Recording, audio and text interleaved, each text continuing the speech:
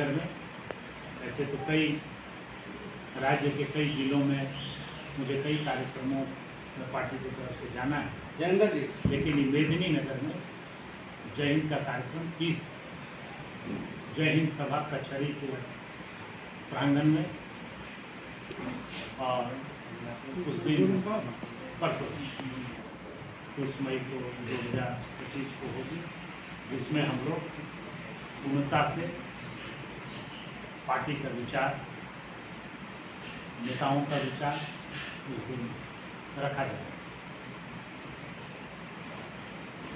आपके माध्यम से सभी लोगों को आह्वान करता हूं कि सभी लोग वहां पर आएं और भारत की एकता और मजबूती के लिए सब लोग एक साथ एक सूत्र में खड़े हैं।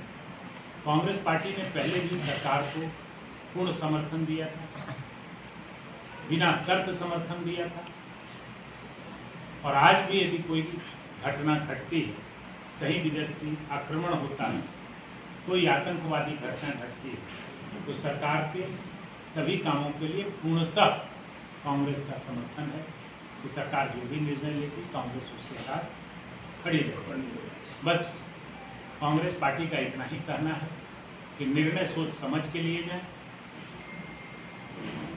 और जब निर्णय हो जाए, जैसे कि इस युद्ध में भारत के फोर्सेस को लीड मिल रही थी, फोर्सेस आगे बढ़ रही थी, मुझे लगता है कि मुझे क्या पूरे देशवासियों को लगता है कि अभी तुरंत किसी के कहने पर या पाकिस्तान के कहने पर या उसकी सेना के कहने पर तुरंत रोकना नहीं था, क्योंकि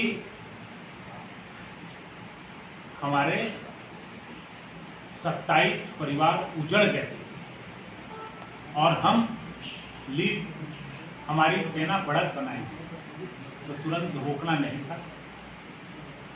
उससे अचानक जो सेना विजय के टेम्पो में रहती है, रोक देने से, जब आपने सेना को खुली छूट दे दी तो फिर खुली छूट दे दी, फिर उसके बाद रोक दो, फिर वो खुली छूट नहीं, तो होना चाहिए था।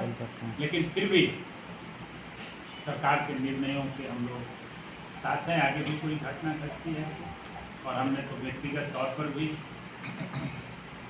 सरकार को और उसके मुखिया को हमने कहा था कि जहाँ जरूरत पड़ेगी फील्ड में हम लोग रहेंगे, भेजा जाए। रक्षा मंत्री जी को भी हम लोगों ने कहा था। अब